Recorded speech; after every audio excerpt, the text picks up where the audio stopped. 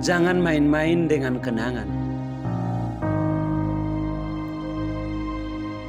Ia berdiri sendirian di sebuah kangen,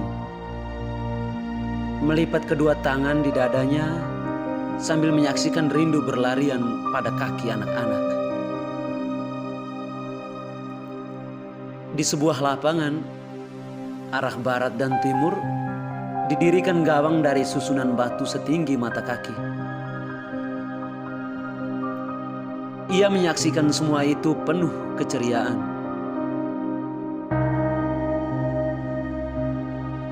Sesekali ikut meringis ketika melihat salah satu kaki dari bocah-bocah itu menendang gumpalan tanah atau batu yang sedang diam dan tak ingin diganggu.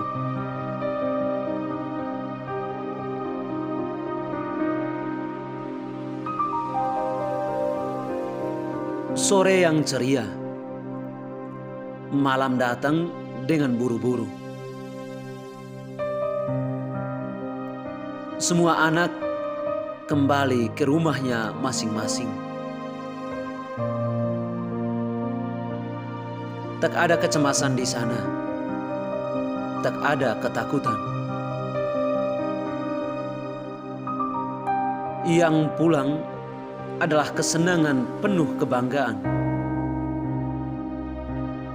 Mungkin kesenangan itu akan sirna ketika berhadapan dengan omelan ibu, rotan yang melekat pada tubuh.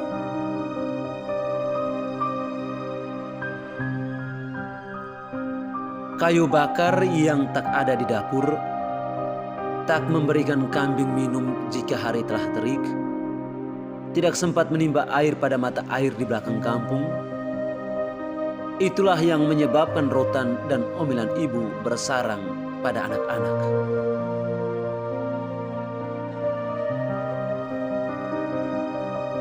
Ia merasakan semua itu penuh kegelisahan, ketakutan, dan kutukan-kutukan masa kecil mulai berhamburan dalam kepalanya.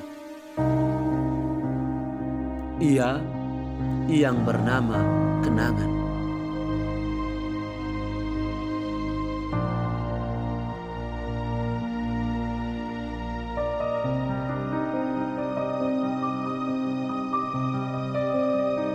Kenangan-kenangan mulai bermunculan dari setiap kejadian dalam ingatan, dari bangun tidur hingga malam memanggil untuk kembali tidur.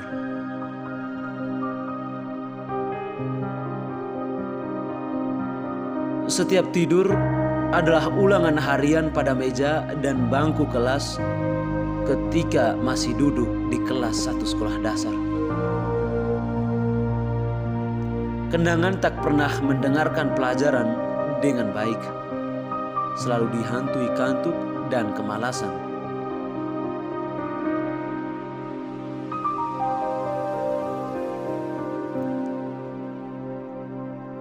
Sejak kecil, kenangan menabung pertanyaan-pertanyaan yang sering aneh pada matanya.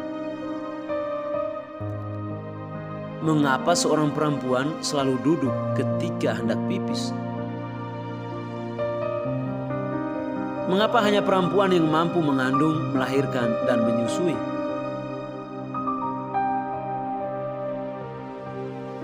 Mengapa hanya lelaki yang mengeluarkan sperma dan membuahi sel telur yang menunggu pada rahim perempuan?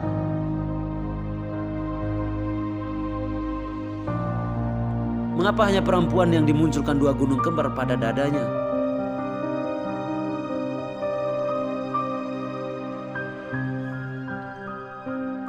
Pertanyaan-pertanyaan itu, kenangan tabung dalam celengan kesabaran, lalu menjaganya penuh penasaran.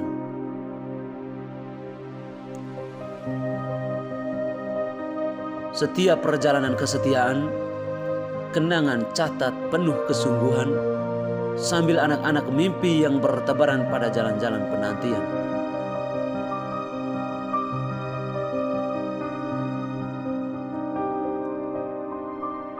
Waktu terus berjarak antara waktu yang satu dengan waktu yang lain. Musim-musim memangkas usia manusia. Jejak-jejak sering dijadikan sajak bagi pengembara kata. Itu terjadi pada kenangan saat waktu mengantarnya pada kedewasaan berpikir dan bertindak. Seringkali kenangan habiskan waktu dalam kesendirian. Sesekali berdua dengan buku, novel.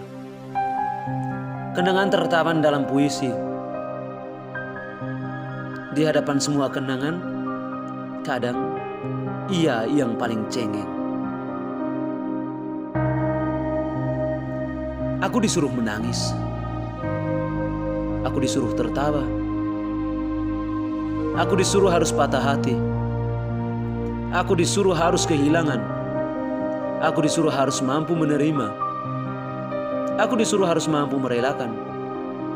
Aku disuruh dan dipaksakan untuk mencintai. Aku dituntut untuk harus menang. Aku dituntut untuk harus kalah. Aku disuruh untuk tidak boleh main-main dengan kenangan. Aku hanya boleh mengenang dan merawatnya. Tidak boleh tidak. Ini sebuah keharusan.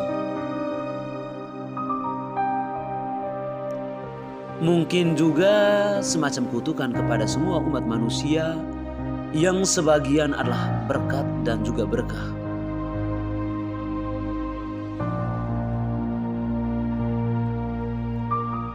Seperti pertanyaan-pertanyaan yang sudah pernah ia tanyakan dulu.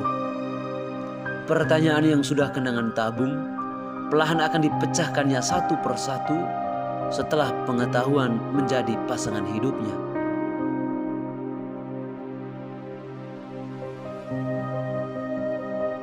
Mereka akan merayakan malam pertama dengan serius, juga penuh canda tawa. Sebagian akan dilangsungkan pada malam dan hari-hari selanjutnya. Dan tidak semua orang bisa melakukan itu. Tetapi dari semua itu tentu akan dialami oleh setiap umat manusia. Dan cara merayakannya tidak pernah sama antara yang satu dengan yang lain.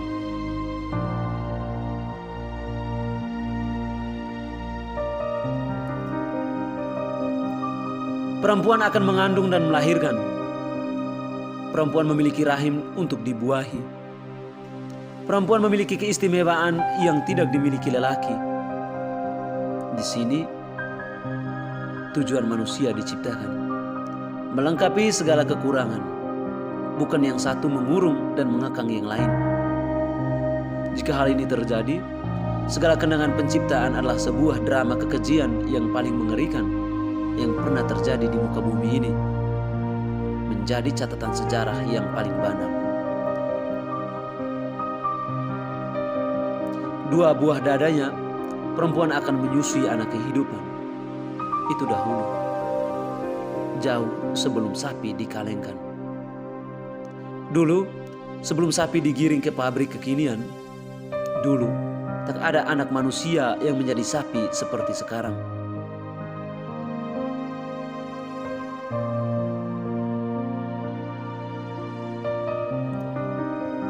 Anak manusia menangis.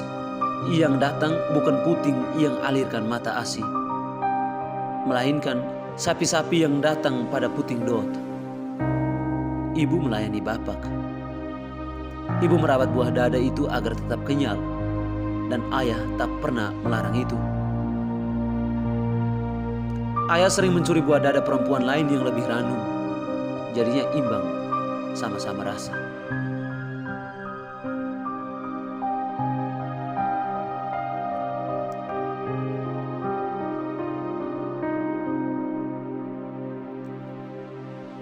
Tumbuh dan kembanglah anak-anak sapi yang disekolahkan.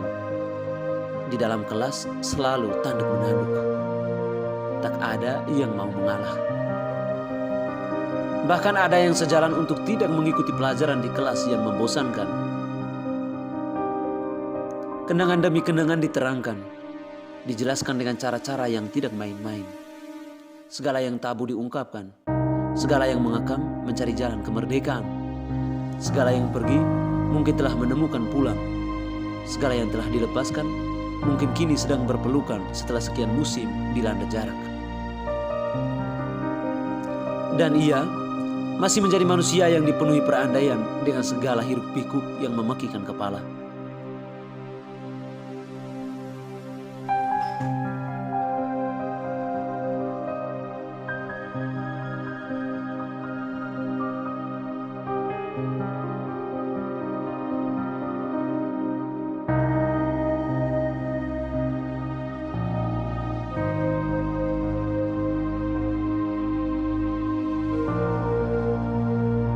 Sering ia berselisih dengan waktu, menuntut keadilan tetapi selalu dilanda kekalahan, menuntut kepastian tetapi ia dipenuhi keraguan. Sampai pada akhirnya ia sadar bahwa semua itu seperti menjaring angin adalah kesia-siaan. Kenangan tak akan lekang, kekal dan abadi. Ia memilih menyimpan semua itu selagi kehidupan masih aliri nadi kehidupannya. Ada kenangan yang belum dijadikan. Hari esok masih menunggu. Seperti pelabuhan yang tak sabar merasakan getar pukulan ombak-ombak pencarian saat lelah mengarungi samudra kehidupan. Seperti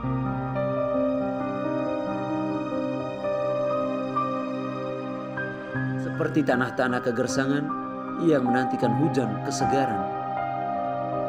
Seperti rumah-rumah yang menantikan lelap saat kantuk terlalu angkuh menyalakan mata yang sayu. Seperti anak-anak yang merindukan ASI yang keluar dari buah dada ibu setelah ditinggal seharian. Seperti barat yang menantikan timur. Semua penuh penantian dan kenangan menunggu jauh di depan sana. Merasakan hangatnya perjumpaan pada bibir-bibir kata, tersimpan janji untuk ditepati. Ternyata, kenangan tetap hidup lebih dari usia kenyataan.